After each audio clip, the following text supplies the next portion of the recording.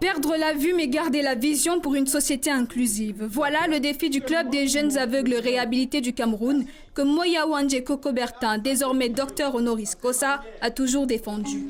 Et plus qu'un hasard, il a choisi la journée internationale de la canne blanche pour réunir le public et les personnes handicapées autour d'une action de grâce. Il m'a été donc octroyé 2 awards, dont l'un en leadership et l'autre en développement holistique. Si on m'a fait docteur honoris causa, je crois qu'une des raisons, c'est aussi, n'est-ce pas, cette campagne de distribution de canne blanche. Toutes ces distinctions, il les doit à son engagement au service social, mais aussi au travail de l'équipe dont il est le leader. Il est quelqu'un qui travaille de façon très acharnée. Et il est une personne qui sait poursuivre ses objectifs. Il est un modèle de résilience. Il est tout un espoir, une raison de croire et les yeux de ceux qui, comme lui, ne peuvent plus voir. Je ne peux que le remercier. Il y a de cela 3 ans que je l'ai connu. Il a enlevé les rides sur ma face.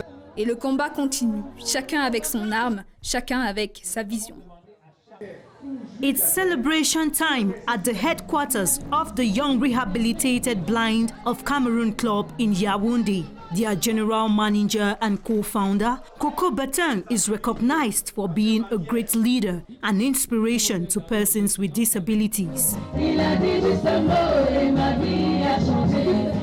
Acknowledgements, Reverend Dr. Jean Liban Lee Likeng presents to the public an honorary doctoral degree and 2 other awards for his contribution to social inclusion. I wanted to make known that Coco has come back from the US with 3 awards. This is a particular day. This is the International Day of the White Cane. We wanted to have everybody with us here to share this joy. Accolades that fueled the mind of the day's drive to be a pace setter and an inspiration to people with impairments. We received this doctorate because we have been working for persons with disability, for helping them, for their inclusion in our society. With this, they are reminded that this ability isn't a hindrance to building a better society.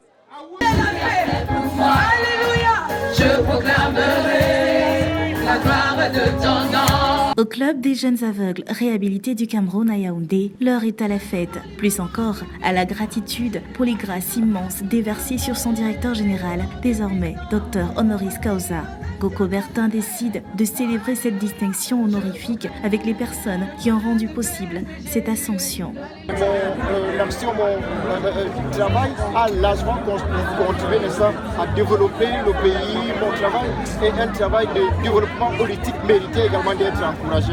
À côté de cette présentation de distinction, il était question de célébrer la 43e édition de la journée de la canne blanche. Le club a, cette année encore, permis à plus de 2000 aveugles à travers le pays de troquer leur vieille canne pour une nouvelle. Cet après-midi était l'occasion de procéder à la remise de ce précieux outil. Toujours faire attention à la canne blanche. Nous avons noté que nous avons perdu déjà plusieurs camarades, n'est-ce pas, notamment sur la route des Manas, parce que les automobilistes ne faisaient pas attention à la canne blanche. Nous voulons aussi encourager les personnes handicapées de la vue, n'est-ce pas, à utiliser la canne blanche, à se servir de la canne blanche parce que nous la considérons comme l'œil de la personne non-voyante. Avec la canne blanche, nous nous déplaçons assez aisément. Je pense que c'est une très bonne chose pour nous qui recevons la canne aujourd'hui.